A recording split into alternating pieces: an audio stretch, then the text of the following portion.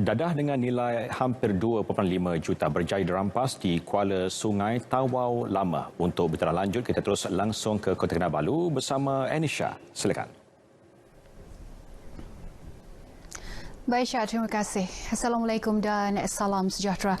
Operasi cegah parti OCP yang dilaksanakan kawasan Keselamatan Khas Pantai Timur Sabah Eskom berjaya merampas dadah dianggarkan bernilai hampir 2.5 juta ringgit di Kuala Sungai Tawau Lama, Tawau Isnin lepas. Rampasan dadah itu merupakan yang terbesar dilakukan Eskom sejak OCP Darat dan Laut dilancarkan pada Mac tahun ini. Menurut Komander Eskom, Dato' Ahmad Fuad Othman, rampasan itu dilakukan susulan radar Angkatan Tentera Malaysia ATM pada 9.20 malam mengesan sebuah bot laju dari Tawau menuju ke perairan Indonesia dalam keadaan mencurigakan.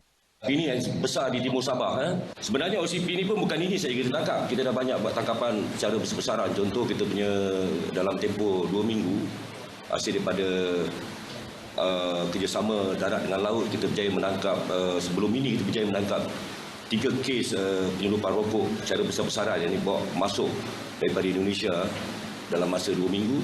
Kita tangkap 3 kes rokok dan 1 dadah yang besar yang melibatkan jutaan ringgit. Dalam sidang media di Tawau, katanya Eskom sebelum itu berjaya memintas bot tersebut, namun suspek menyedari dan berpatah balik ke daratan dan melarikan diri ke kawasan gelap. Hasil pemeriksaan di bot, pasukan keselamatan menemukan 3 kotak dengan kotak pertama mengandungi 36 bungkus teh Cina bertulis King Shan yang berisi dadah jenis syabu. Dato' Ahmad Fuad memberitahu pihak polis IPD Tawau kini giat memburu suspek berpandukan maklumat dan pemilikan bot laju yang berasal dari Indonesia. Kes disiasat di bawah Seksyen 39B Akta Dadah Berbahaya 1952. Cubaan bunuh diri seorang remaja perempuan berusia 15 tahun digagalkan pasukan bomba Kota Kinabalu selepas menerima panggilan kecemasan daripada orang awam yang melihat kejadian berkenaan. Berdasarkan maklumat diberikan Pegawai Operasi Balai Bomba dan Penyelamat Kota Kinabalu, Jamaluddin Hussein, tindakan remaja tersebut adalah disebabkan menghadapi tekanan akibat masalah keluarga. Ketika dihubungi RTM, Jamaluddin memaklumkan remaja berkenaan kini berada di Hospital Queen Elizabeth II, Kota Kinabalu.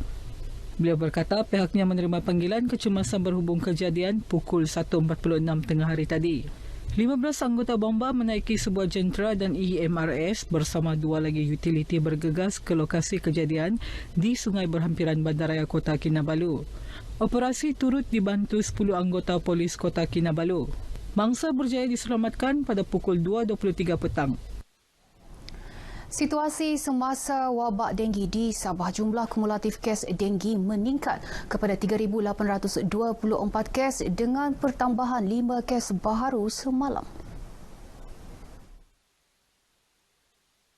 Daerah Kota Kinabalu mencatatkan 2 kes baharu, manakala daerah Tawau, Semporna dan Beluran masing-masing mencatatkan 1 kes baharu.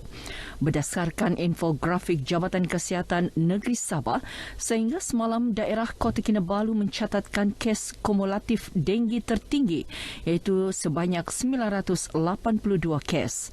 Diikuti daerah Tawau 588 kes, Sandakan 515, Semporna 493, Lahadatu 374 dan Penampang 124 kes. Manakala kes selebihnya direkodkan di lain-lain daerah. Sebanyak 7 lokaliti mencatatkan wabak aktif di negeri ini, iaitu 2 di daerah Tawau dan 1 lokaliti masing-masing di daerah Kota Kinabalu, Penampang, Putatan, Lahadatu dan Semporna. Daripada jumlah itu, 1 lokaliti iaitu di Kampung Tobobon, Kota Kinabalu mencatatkan status wabak tak terkawal. Bagi wabak kolera pula, tiada pertambahan kes direkodkan sehingga semalam, menjadikan jumlah kumulatif kekal 154 kes. Lebih banyak pusat pemindahan sementara PPS akan dibuka di kawasan berisiko banjir bagi mengelak kesesakan sekaligus mengekang penularan pandemik COVID-19 dalam kalangan penduduk terjejas yang dipindahkan. Malah PPS yang dibuka juga akan disinfeksi terlebih dahulu sebelum penduduk ditempatkan selain menyediakan pelitup separuh muka dan cecair pembasmi kuman. Timbalan Pengarah Angkatan Pertahanan Awam Malaysia APM Sabah, Lieutenant Colonel Muhammad Izaimi Mat Daud berkata, langkah itu juga amat bertepatan dan sesuai dengan prosedur operasi standard SOP yang ditetapkan Kementerian Kesihatan Malaysia KKM yang mengutamakan penjarakan fizikal dalam membendung penularan COVID-19. Untuk masa-masa banjir ataupun yang terlibat dengan bencana ini, sebelum mereka masuk ke pusat-pusat pemindahan, mereka akan dibuat saringan kesihatan oleh pihak KKM dan dia akan pecah kepada mereka yang ada simptom dan tiada simptom. Lieutenant Colonel Muhammad Izaimi menyatakan demikian dalam temu bual bersama RTM di Pejabat APM Kota Kinabalu. Semasa penugasan di PPS, APM juga bekerjasama dengan Kementerian Kesihatan Malaysia bagi melaksanakan saringan kesihatan secara berterusan bagi memastikan penghuni PPS sentiasa dalam keadaan sehat. Sekurang-kurangnya 5 anggota APM akan ditempatkan di PPS banjir bagi memastikan sebarang aduan mahupun keperluan penduduk terjejas banjir dapat diambil tindakan dan disalurkan kepada pihak berkaitan secepat mungkin. Kemudahan pengeluaran wang dalam kumpulan wang simpanan pekerja KWSP melalui skim iSinar menerusi akaun 1 mendapat pelbagai reaksi dalam kalangan pencarum. Pencarum yang ditemui RTM bersetuju dengan usaha kerajaan itu memandangkan pandemik COVID-19 memberi kesan kepada sumber pendapatan mereka. Kalau yang akaun 1 dia cukup, mungkin perlu jugalah kasih keluar, kasih lamsam habis. Tapi kalau macam yang tidak cukup, macam mana juga.